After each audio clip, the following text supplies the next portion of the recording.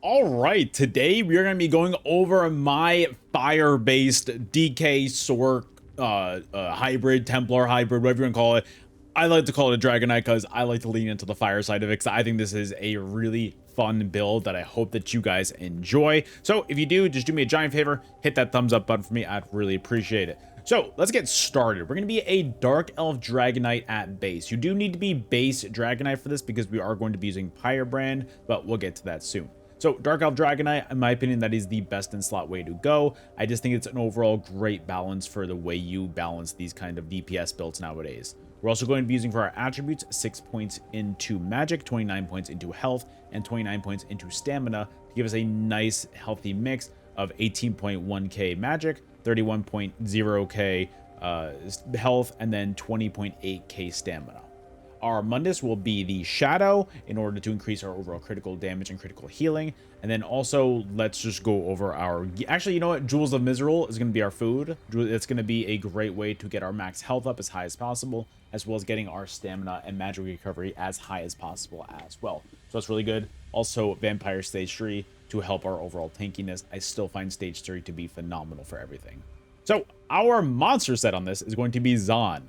Zon is a very inconsistent monster set, but when it works and it deletes your enemy's health bar. I love it. So what it does is it gives you a line of crit chance, and then the two piece is when you deal critical damage with a light or heavy attack, you have a 33% chance to tether your enemies, and then for 10 seconds, you're going to remain tethered as long as you're within 8 meters of them, so you have to stay close to them, and then enemies touching that tether will take 632 flame damage every 1 second, increasing by 100% per tick that are afflicted with the burning status effect as well. So I'm not even buffed, so that damage goes up. So I'm just going to show you guys into perspective. So it increases by 100% every tick, right? That means that by the end of that, the last few ticks are hitting so hard because it's for 10 seconds, right? So let's do 632 times 2 because that's basically what 100% means. Then the next tick is going to do 1,264 times that by 2 again, because I'm pretty sure that's how it does. Then it's 2,500 damage times 2 again, 5,000 damage times 2 again, 10,000 damage. Like, I don't know. I think that's how, in my brain, that's how it works. Like, it's insane how much damage it does, especially if you keep the tether located on them for like the entire duration. It is so much damage. I've been using it a lot lately and I really like it. So we're going to be using a heavy Impen Zon helmet, and then a medium Impen Zon shoulder. Our chest piece is going to be heavy reinforced trainee because we need an extra slot on this build, and that is the best way to get your health up as high as possible, as well as your resistances up as high as possible as well. Our front bars are going to be Pyrebrand. So Pyrebrand is going to give you a line of offensive penetration, weapon and spell damage, and then your light attacks are going to deal 5,200 flame damage over 6 seconds, which is really nice because it's a small damage window. So these smaller damage windows, it means the better spread that it has as far as the dot goes. But then also your fully charged heavy attacks are going to consume up to 3 of your dots, and then it will deal 3,700 flame damage in a 6-meter radius, and it will increase by 200% more damage if the enemies are in execute range. So you can use it as an execute. I don't really recommend it because heavy attacks are slow and clunky. I don't recommend using it like that. And so this is also going to be based off of your weapon and spell damage, and also the damage is going to scale higher off of how many dots you have on them as well. And we have 2 different dots on here, so it will increase by 40% that damage. So if you think about it, the dot on there isn't the best, the other thing isn't the best, but what makes this really good is every time you light or heavy attack, it reapplies that stack, so they take that Pyrebrand damage right away whenever you light or heavy attack. So you are just consistently doing that Pyrebrand damage every time you light or heavy attack. That's what makes it really good, and that's why I really like it. And you do have to be a Dragon Knight base to be able to use this setup. And then also for our waist piece, we're going to be using a light Pyrebrand sash, Impen as well. Our legs are going to be heavy Impen Wretched Vitality. Wretched Vitality is going to be our back bar set, but I feel like it's slightly bugged right now, but it still does work pretty decently. I don't know how to explain how I think it's bugged, but it just feels like I'm not getting the full recovery from it. I don't know how to explain it, but yeah, anyway, we'll talk about that later. So we're going to be using heavy Impen legs for Wretched Vitality. What it's going to give you is a bunch of recovery, so you won't have to really worry about recovery too much. you're going to get magic recovery, stem recovery, weapon and spell damage, and then while in combat, applying a major buff or debuff with the duration is going to grant you 260 magic and stem recovery for 15 seconds. So that's really good. That's 260. And then also the same thing with a minor buff or debuff, you're going to get 130 magic and stem recovery. So overall, that's about 400 magic and stem recovery from that 5-piece if you activate something that you can get a major or minor buff from. And look, spoiler alert, you've got Race Against Time on your back bar, and that's going to give you major expedition that is proccing the major condition on that. And then also you get minor force, so that's going to give you both conditions of wretched vitality. Just proccing that, it's going to give you a bunch of recovery because of that. So that's really good. I can't stress enough how much I respect that and how much I love wretched vitality. It's so good. Our feet are going to be medium impen firebrand feet. It's really, really good. We wanted to do triple medium and triple heavy on this. That way we can maximize our tankiness and also maximize our damage as well. For our mythic, we're going to be using Monomyth Reforged and the protective trait with a weapon and spell damage enchantment on it. Monomyth, in my opinion, is my go-to because it gives you major force while on your front bar as well as minor berserk. And major force, I think that people sleep on just how strong that is to have at all times. That means whenever you're critting, you're doing insane amounts of damage. Also, you have major force and then minor force with Race Against Time. Whenever you crit, you do so much damage. That being said, I do want to put some disclaimers out there. Your Zon cannot crit. Your Pyrebrand cannot crit. So it's all of your other abilities that are critting, but it's still so much damage that it's highly worth it. I can't stress enough. This is the way to go. Monomyth is phenomenal. Also, on your back bar, you're going to get major protection and minor vitality, increasing your tankiness, increasing your healing as well. Highly worth it. I definitely recommend it. So good. Also, for our jewelry, we're going to be using a ring and a necklace of wretched vitality. They're both going to be protective with weapon and spell damage enchantments on it. I've been on the protective hype train lately because it's going to give you a little bit of extra tankiness that you kind of need in this meta. It is a lot of damage out there right now, and I will take any way to help mitigate that damage. Also, front bar is going to be Pyrebrand maces. I was thinking about using axes for a little bit, but I wanted to get my pen up a little bit. So we're going to be using Pyrebrand maces. Main hand is going to be Nirnhorn with a shock damage enchantment on it. Offhand is going to be charged with a physical damage enchantment on it. That way you can get some stamina back as often as possible. And then back bar, we've got Resto Staff of Wretched Vitality defending with a shock damage enchantment on it, which honestly, I didn't realize I had a shock damage enchantment on it. I should probably switch to a weapon and spell damage one, but that's my bad. It's still really good. So let's go over our skills next. We're going to be using Molten Whip. Molten Whip is going to be our pseudo spammable, but not really. I'll explain in a second. It's a great source of burst damage, but I'll get to that in a second. Because what it does is it increases the damage of this by 20% for each stack of Seething Fury. And to get stacks of Seething Fury, you need to activate other abilities in the Ardent Flame tree, which are our last 3 abilities. So I'll get to that in a second, and I'll come back to that. The next ability is going to be Binding Javelin, which is going to be under our Adric Spear skill line in the Templar skill line.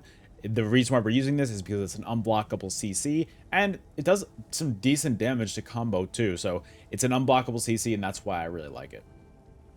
And then Flames of Oblivion. This is going to be a great source of just intermittent damage throughout your build if you keep this active. And then on top of that, it'll also give you Major Prophecy and Savagery on both bars, increasing your weapon and spell critical by 2,600. So that is why I use this as well. And so activating Flames of Oblivion is going to give you 1 stack of Seething Fury for your Molten Whip, increasing your Molten Whip damage by 20%, your next one. So that's 1 because of Flames of Oblivion. We also have Burning Embers, which is a nice dot that you put on your enemies as well. And then on top of that, it's going to heal you for 102% of the damage done for that ability. So it's a nice little heal too. It's not the best heal by any means, but hey, look, by doing damage to them and you getting healed back, I think that's a no-brainer. Like, of course I'm going to do that. And then on top of that, the enemies are going to be afflicted with the Burning Status effect, which is amazing for your overall damage. And look, this is an Ardent Flame ability. It's going to activate it's going to increase your next Molten Whip stack by 20%. So that's what Flames of Oblivion does. That's what Burning Embers does. That's what Noxious Breath is going to do as well. So you kind of want to activate all 3 of these abilities and then hit your Molten Whip. Same thing, activate all 3 abilities, Molten Whip, and that's kind of how the combo goes. I'll explain a little bit more on how the combo goes more or less in a second. And then Noxious Breath, this is going to be a nice little dot to put on your enemies as well. And then on top of that, when they're hit by this, the initial hit is going to apply Major Breach to your enemies, reducing their physical and spell resistance by 6k. So it makes them a lot more squishy. Make sure you activate this on your enemies whenever you can. It is highly worth it. That dot and that Major Breach is one of the best parts of this build. And then also we've got Crescent Sweep, because I think Crescent Sweep does amazing damage. It's a very cheap ultimate at weight 81 ultimate for your cost. On top of that, you're also going to be doing some pulse damage afterwards. It's amazing because like they're going to take that magic damage every 2 seconds for 6 seconds afterwards. So that is a great pulse to put out on your enemies, and it is a really good source of damage to combo with your other abilities. And then back bar is going to be Crit Surge. I know I should technically put Crit Surge on my front bar instead of like Flames of Oblivion, but I'm telling you, it combos so much better with your damage if you have Flames of Oblivion on there. I'm telling you. But Crit Surge, this is going to be your source of Major Brutality and Sorcery, increasing your weapon and spell damage by 20% for 33 seconds. This is going to make you hit a lot harder. It's going to increase your weapon and spell damage. It's great. On top of that, dealing critical damage is going to heal you for 3,300 health. So that can occur once every second. So as long as you keep your dots on enemies, they're most likely going to crit at some point or another. It's going to give you some really good healing as well with Crit Surge. Hurricane, thank goodness, guys. They said that they were going to nerf this next patch, and then they reverted the nerf. It's amazing. So Hurricane is here to stay. I'm so excited. So this is going to be your source of Major Resolve, increasing your physical and spell resistance by 6k. And then on top of that, you're also going to get Minor Expedition, increasing your movement speed by 15%. So you're nice and tanky, you're nice and fast. And then you put a nice little AoE around you that does damage, and that damage can also proc Crit Surge. So you have a lot of different sources to crit every second. And so by doing that, you are getting a lot of healing from Crit Surge over time. Highly worth it, highly necessary, very good. Probably my favorite source of Major Resolve in this game. And then Resolving Vigor. This is a nice 5-second heal you over time, get you right back up to full health. Comboing Resolving Vigor and having that Crit Surge heal is a great way to get healed up to full really quickly. And you get Minor Resolve, increasing your physical and spell resistance by 3k for 20 seconds. Healing Soul is going to be our scribing ability heal. This is going to be your burst heal, and then on top of that, you're also going to be restoring 600 magic and stamina, so that's great for your resource sustain. On top of that, you're also getting Major Vitality, increasing your healing received by 12%, which is great for your other heals that you get on this build as well. So, as you can see, the heals are really strong. And then Race Against Time, this is going to be your source of Major Expedition and Minor Force, increasing your movement speed by 30%, as well as increasing your critical damage done by 10%. So it makes you nice and fast. Also activating this ability is going to remove all snares and immobilizations to you. So if you're stuck in place, you're getting rooted down, activate this ability, you're fast, you're out of there, go on get. And then also Life Giver, this is going to be your resto ult on your back bar. This is going to help you for those kind of dodgy situations, or if you want to go offensive for a little bit and get a lot of healing every second, this is a great way to do this. Combo Life Giver and activate Resolving Vigor at the same time, and you will just be getting so much healing. So this is a great healing resto ult. I definitely recommend it. Our CP is going to be Ironclad. Resilience I definitely thought was necessary because we don't have Rallying Cry in this build, so I'm increasing that critical resist as much as possible. Except for that heavy chest piece, everything else is impen on here. So between impen and then Resilience, you need that critical resist as high as possible. Duelist Rebuff and Fighting Finesse. Our red trait is Survival Instincts, Sustained by Suffering, Pain's Refuge, and Fortified. And then our green tree, Grifted Rider is very good. Seed's Blessing is very good. So use those things. Green tree is not really too important, but what is really important in the green tree that I always talk about is Breakfall. Definitely use this. This is what I think you should really put your CP into first when you're in the green tree. All right, so real quick, I also wanted to go over how my buffs work and exactly the damage combos that I do in order to maximize my damage. So always keep your Crit Surge up, keep your Hurricane up, keep your Resolving Vigor up, and keep your Race Against Time up. Those are your 3 back bar things that you need, or your 4 back bar things you need to keep up at all times. Your Crit Surge is on a really long cooldown, so you don't need to worry about that too much. It's really your Hurricane and your Resolving Vigor that you want to keep up as high as possible, and your Race Against Time is really good as well. So make sure those are always up, and what I always do is I start with a light attack into Burning Embers combo. The reason why I do Burning Embers first is because they can dodge roll that, and people tend, once you start to hit them, people end up dodge rolling a lot. So it's a great way to get that initial damage on your enemies. So what I do is I do light attack, burning embers, and then I'll do another light attack into noxious breath. That way we got those dots on them at all times,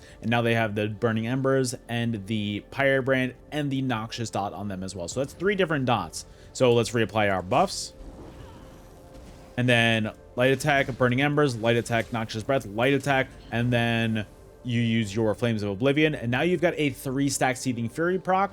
So what I do next a lot of the time is I'll do another light attack into Javelin, because then I'll CC them, and then you can hit your whip on them. So then what that does is that it creates a lot of initial burst damage, and a lot of enemies won't be able to take that. But what happens a lot of the times is your Zon won't proc there. Like you saw that I had to do that a bunch of times. Right there, my Zon proc. So now you do your combo into overdrive, do all that, and then that is all the damage that you can possibly do right there. Like, I'm telling you, that is so much damage. I'm going to back up. I'm going to wait this out, and I'm going to show you just how much damage that one Zon proc did. And you're going to see that, and you're going to be like, oh, wow. Like, I don't even know what the number was right now, but we're going to see this, and we're going to be like, oh, yeah. I just need to wait until I'm out of combat, and then we're, no! All right. I just got to wait until I'm out of combat, and then we're good. My dots are going to end in 1 second. So that's the initial combo right there, and that's kind of what you do more or less. You always want to make sure that your Burning Embers dot is on them, and that's why I always open with that, because that is phenomenal. Like that damage. Plus, you've got to remember, that's healing you as well. So that damage right there, damage caused, whoopsies. Damage caused right here to the target skeleton. That Zon was right here, and in that little bit, I had all of my other abilities active this entire time. Like my Noxious dot was going, like everything was going, but my Zon hit in that little bit of time for it hit all 10 hits, didn't crit once, as you can see. And what it did was it did damage for almost 50,000 damage in that little bit of time. The max damage that it did was 10k in a single tick. It did 10k in a single tick. So if you can hold that onto them, what I do a lot of the time as well is when my Zon starts to proc, what people will do is they'll start to kite away and trying to break line of sight like that. What you want to do as well is you want to hit your race against time and stay on top of them. Stay on top of them. That way you're fast, you're moving, and you can just stay right next to them at all times. If you stay on top of them, they're going to start to panic, and then they're going to start to make bad decisions, and that's when you take over and get that execute. So guys, thank you so much for watching. I hope that you enjoyed. You can do me a giant favor. You're still watching at this point in the video. You can hit that subscribe button. I'd really, really, really appreciate it. We are so close to hitting 11,000 subscribers. So if you can do that, I would appreciate that so much, more than I could ever tell. So guys, thank you so much for watching, and I'll see you guys on the next video. Later.